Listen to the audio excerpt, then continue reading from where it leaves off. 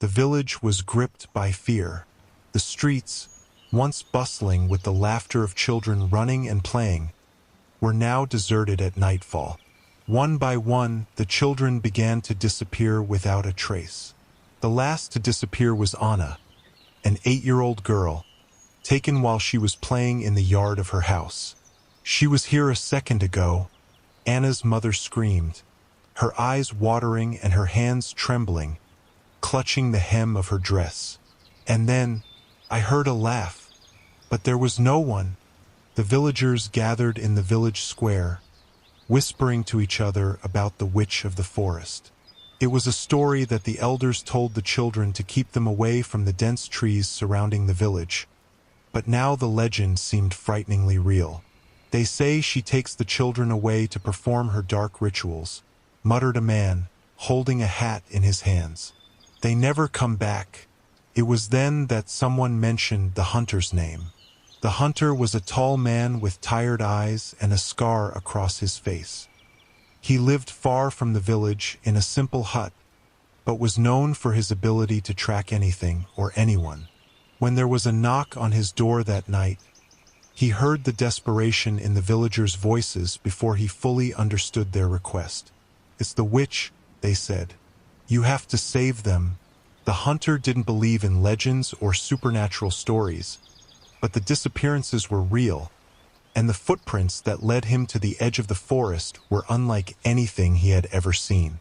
There were small, barefoot marks mixed with deep scratches, as if something was dragging its victims. He adjusted his quiver of arrows and attached a knife to his belt before entering the forest. The trees seemed taller and closer than he remembered, forming a dark, suffocating tunnel. As he looked back, he saw the dim light of the houses slowly disappearing. At that moment, the silence of the forest took over, and he knew there was no turning back. The forest was a world apart, silent and hostile. The hunter advanced carefully, his bow always within reach. The ground was covered in dry leaves, but each step seemed to be muffled by a blanket of shadows, as if the ground itself were absorbing the sounds. The first signs of something wrong quickly appeared. A few meters from his entrance, he found a broken doll hanging from a tree by a red thread. Its eyes were painted with something that resembled dried blood, and the smile was distorted, almost mocking. Further on, pieces of children's fabric were attached to the branches. One of them looked like a small t-shirt, torn and dirty with mud. He held it for a moment, feeling anger and fear rise in his chest. The wind suddenly began to blow, cold and sharp, bringing with it a disturbing sound. Children's laughter. They were light and high-pitched, echoing among the trees as if they were moving in circles around him. "Who's there?" the hunter shouted, his voice resonating in the forest. He drew an arrow, spinning in all directions, but there was nothing but shadows. The laughter ceased abruptly, replaced by a suffocating silence. Then he heard another sound, a heavy dragging, like something being pulled along the ground.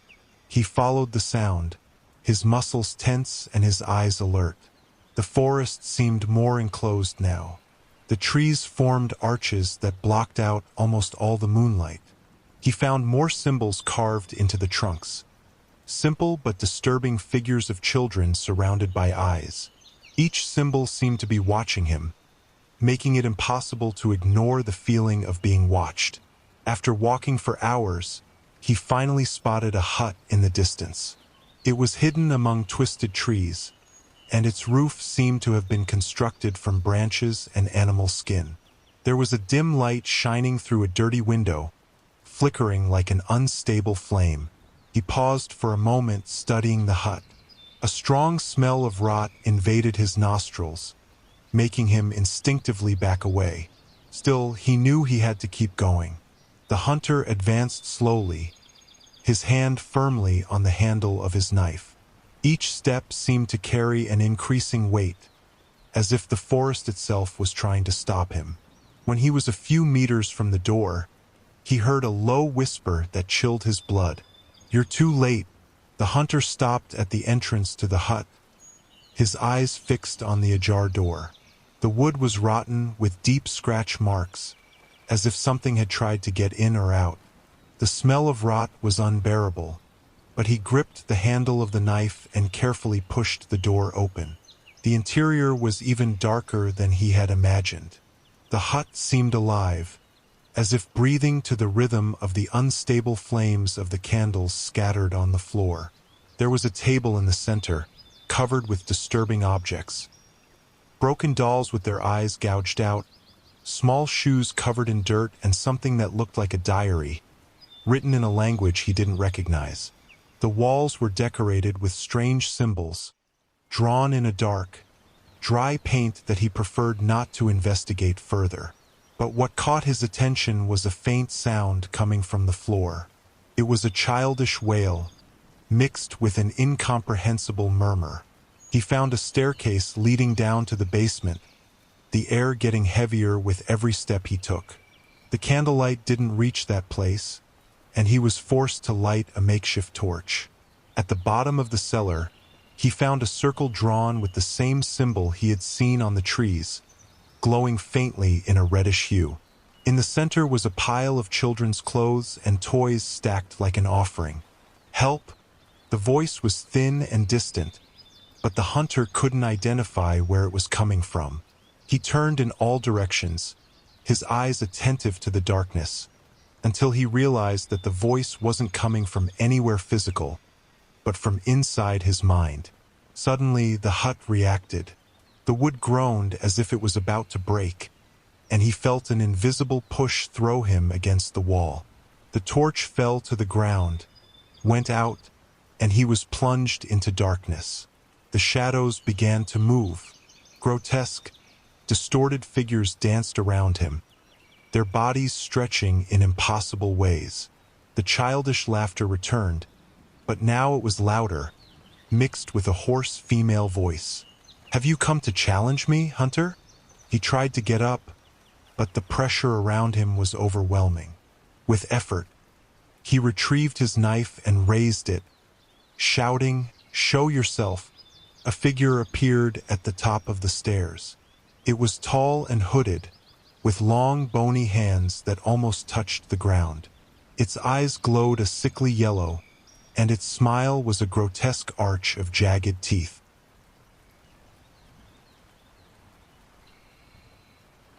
The witch watched him for a moment before disappearing into a thick mist, leaving only an echo of her laughter. When the hunter caught his breath, he realized that the hut was silent again, but the circle in the cellar continued to glow faintly. He knew that the children weren't there and that the witch had taken the fight elsewhere. Following a fresh trail of symbols etched into the ground, he left the hut and plunged further into the forest, the trail leading him to a dark cave in the distance.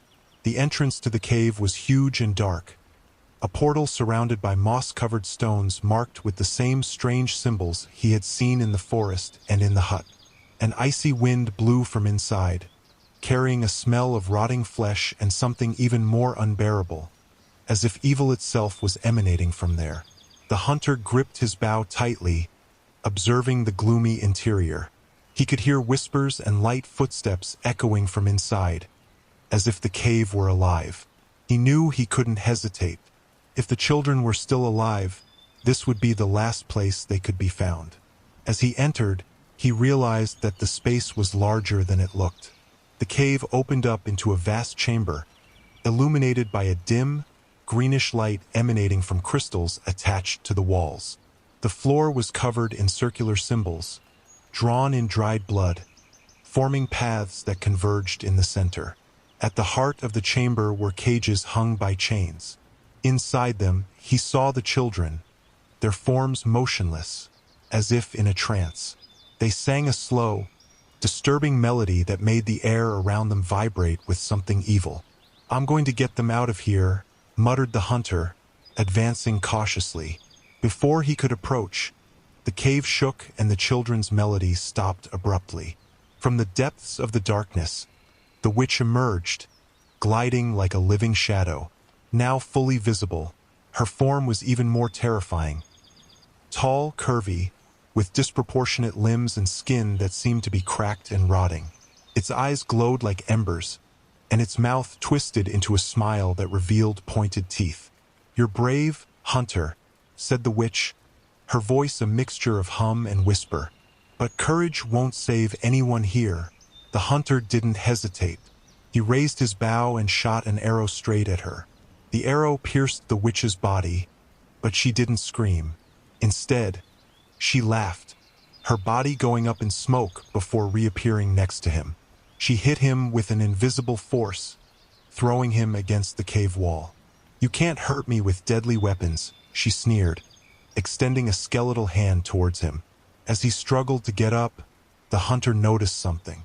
The symbols on the ground glowed brighter every time the witch used her magic. He quickly connected the dots. The symbols were the source of her power. He drew his knife and, with effort, crawled to the nearest symbol. With one swift blow, he scratched the ground, destroying part of the design. A deafening scream echoed through the cave, and the witch recoiled, her body shaking as if she were losing strength. "No!" she shouted, her voice distorted.